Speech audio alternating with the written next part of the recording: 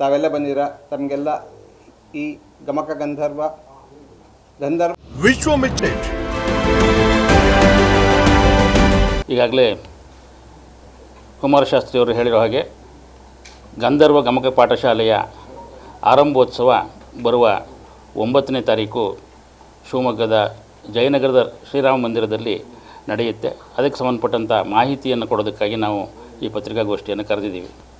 ಗಮಕ ಕಲೆಯನ್ನು ನಮ್ಮ ಶಿವಮೊಗ್ಗದ ಜನತೆಗೆ, ಅದರಲ್ಲೂ ವಿಶೇಷವಾಗಿ ಶಿವಮೊಗ್ಗದ ಪತ್ರಕರ್ತರಿಗೆ ವಿಶೇಷವಾಗಿ ಪರಿಚಯಿಸುವಂಥ ಅಗತ್ಯ ಇಲ್ಲ.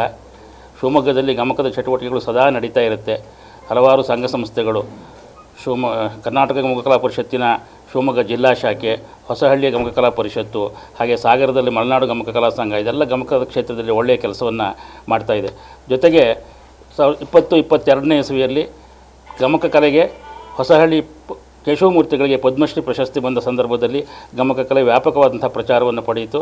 ಅದಲ್ಲದೆ ಕುಮಾರವ್ಯಾಸ ಪ್ರಶಸ್ತಿ ಅಂಥೇಳಿ ಗಮಕ ಕಲೆಗೆ ವಿಶೇಷವಾದಂಥ ಒಂದು ಪ್ರಶಸ್ತಿಯನ್ನು ಕರ್ನಾಟಕ ಸರ್ಕಾರ ಸ್ಥಾಪಿಸಿದೆ. ಇದು ಪಂಪ ಪ್ರಶಸ್ತಿಗೆ ಸಾಹಿತ್ಯದಲ್ಲಿ ಹೇಗೆ ಕೊಡ್ತಾರೋ ಹಾಗೆ ಗಮಕ ಕಲೆಗೆ ಕುಮಾರವ್ಯಾಸ ಪ್ರಶಸ್ತಿ 5 ಲಕ್ಷ ರೂಪಾಯಿ ನಗದು ಬಹುಮಾನ ಇರುವಂಥ ಪ್ರಶಸ್ತಿ. ಅಂಥ ಪ್ರಶಸ್ತಿಯನ್ನು ನಮ್ಮ ಶಿವಮೊಗ್ಗ ಜಿಲ್ಲೆಯ 4 ಗಮಕಿಗಳು ಪಡೆದುಕೊಂಡಿದ್ದಾರೆ. ಹೊಸಹಳ್ಳಿಯ ಕೇಶವಮೂರ್ತಿಗಳು, ಮತ್ತೂರಿನ ಮಾರ್ಕಂಡೇಯಾವಧಾನಿಗಳು, ಮತ್ತೂರಿನ ರಘುಪತಿ ಶಾಸ್ತ್ರಿಗಳು ಹಾಗೂ ಇತ್ತೀಚೆಗೆ ಕಳೆದ ವರ್ಷ ಹೊಸಹಳ್ಳಿ ರಾಜಾರಾಮ ಮೂರ್ತಿಗಳು ಈ ಪ್ರಶಸ್ತಿಗೆ ಪಾತ್ರರಾಗಿದ್ದಾರೆ. ಹಾಗಾಗಿ ಇಷ್ಟೆಲ್ಲ ಗಮಕದ ಚಟುವಟಿಕೆಗಳು ನಡೀತಾ ಇರುವಂಥ ನಮ್ಮ ಶಿವಮೊಗ್ಗ ಜಿಲ್ಲೆಯಲ್ಲಿ ಗಮಕ ಕಲೆಯನ್ನು ವಿಶೇಷವಾಗಿ ಪರಿಚಯಿಸಬೇಕಾಗಿಲ್ಲ. ಇದು ನಮ್ಮ ಕನ್ನಡದ ಕಾವ್ಯಗಳನ್ನು ಜನರಿಗೆ ತಲುಪಿಸುವಂಥ ಒಂದು ಜನಪದ ಕಲೆ. ಒಬ್ಬರು ಸುಶ್ರಾವ್ಯವಾಗಿ ಕಾವ್ಯವನ್ನು ವಾಚನ ಮಾಡ್ತಾರೆ, ಮತ್ತೊಬ್ಬರು ಕವಿಯ ಹೃದಯವನ್ನು ಜನರಿಗೆ ಮುಟ್ಟಿಸುವಂಥ ವ್ಯಾಖ್ಯಾನವನ್ನು ಮಾಡ್ತಾರೆ. ಈ ಕಲೆ ತುಂಬ ಜನಪ್ರಿಯವಾಗಿದೆ. ಪಾಠಶಾಲೆಗೆ ಗಂಧರ್ವ ಗಮಕ ಪಾಠಶಾಲೆ ಅನ್ನುವಂಥ ಹೆಸರನ್ನು ಕೊಟ್ಟಿದ್ದಾರೆ. ಅವರು ಹೊಸಹಳ್ಳಿ ಕೇಶವಮೂರ್ತಿಗಳು, ಯಾವ ಗಮಕ ಕಲೆಗೆ ಪದ್ಮಶ್ರೀ ಪ್ರಶಸ್ತಿಯನ್ನು ಪಡೆದಂಥ ತುಂಬ ಹಿರಿಯ ಕಲಾವಿದರಂಥ ಹೊಸಹಳ್ಳಿ ಕೇಶವಮೂರ್ತಿಗಳ ಶಿಷ್ಯರು. ಅವರ ಮನೆಯಲ್ಲೇ ಇದ್ದುಕೊಂಡು ಸದಾಕಾಲ ಅವರ ಸೇವೆಯನ್ನು ಮಾಡ್ತಾ 4 ವರ್ಷಗಳ ಕಾಲ ಅವರಿಂದ ಗಮಕ ಕಲೆಯನ್ನು ಅಭ್ಯಾಸ ಮಾಡಿದ್ದಾರೆ. ಗುರುಗಳ ಪೂರ್ಣ ಅನುಗ್ರಹದೊಂದಿಗೆ ಗಮಕ ಕಲೆಯಲ್ಲಿ ತುಂಬ ಒಳ್ಳೆಯ ಒಂದು ಶಿಕ್ಷಣವನ್ನು ಪಡೆದಿದ್ದಾರೆ. ಈಗಾಗಲೇ ರಾಜ್ಯಾದ್ಯಂತ ಹಲವಾರು ಗಮಕ ಕಾರ್ಯಕ್ರಮಗಳನ್ನು ನೀಡಿ ಜನಪ್ರಿಯರಾಗಿದ್ದಾರೆ. ಅವರು ಶಿವಮೊಗ್ಗದಲ್ಲಿ ತಮ್ಮ ಗುರುಗಳು ಗಮಕ ಗಂಧರ್ವ ಅಂಥೇಳಿ ಹೆಸರಾಗಿದ್ದರು. ಹಾಗಾಗಿ ಗಂಧರ್ವ ಅನ್ನೋ ಹೆಸರನ್ನು ಇಟ್ಕೊಂಡು ಗಂಧರ್ವ ಗಮಕ ಪಾಠಶಾಲೆ ಅನ್ನುವಂಥ ಪಾಠಶಾಲೆಯನ್ನು ಆರಂಭ ಮಾಡ್ತಾಯಿದ್ದಾರೆ. ಶಿವಮೊಗ್ಗದಲ್ಲಿ ಎಲ್ಲ ಜನರಿಗೆ ಅನುಕೂಲ ಆಗಲಿ ಅನ್ನೋ ದೃಷ್ಟಿಯಿಂದ 5 ಭಾಗಗಳಲ್ಲಿ ಈ ಪಾಠಶಾಲೆಯನ್ನು ನಡೆಸ್ತಾರೆ.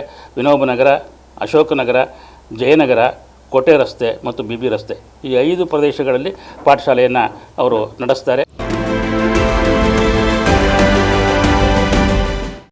ಇದರ ಉದ್ಘಾಟನಾ ಸಮಾರಂಭ ಬರೋ 9ನೇ ತಾರೀಕು ಜಯನಗರದ ರಾಮ ಮಂದಿರದಲ್ಲಿ ನಡೆಯುತ್ತೆ. ಉದ್ಘಾಟನೆಯನ್ನು ನಾಡಿನ ಹಿರಿಯ ವ್ಯಾಖ್ಯಾನಕಾರರಾದಂಥ ಶ್ರೀಯುತ YSV ದತ್ತ ಅವರು ನಡೆಸ್ಕೊಡ್ತಾರೆ.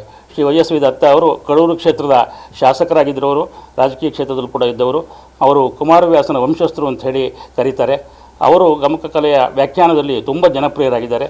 ಅವರು ಈ ಒಂದು ಉದ್ಘಾಟನೆ ನಡೆಸೋದಕ್ಕೆ ಬರ್ತಾ ಇದ್ದಾರೆ. ಕಾರ್ಯಕ್ರಮದಲ್ಲಿ ನಮ್ಮ ಶಿವಮೊಗ್ಗ ಕರ್ನಾಟಕ ಗಮಕಕಲಾ ಪರಿಷತ್ತಿನ ಶಿವಮೊಗ್ಗ ಜಿಲ್ಲಾ ಶಾಖೆಯ ಗೌರವಾಧ್ಯಕ್ಷರಾದಂಥ ಶ್ರೀಯುತ TR ಅಶ್ವತ್ಥನಾರಾಯಣ ಶೆಟ್ಟಿಯವರು ಹಾಗೂ ಹೊಸಹಳ್ಳಿಯ ವೆಂಕಟರಾಮ್ ಅವರು ಹಿರಿಯ ವಯಲಿನ್ ವಾದಕರು, ಅವರು ಮುಖ್ಯ ಅತಿಥಿಗಳಾಗಿ ಭಾಗವಹಿಸ್ತಾರೆ.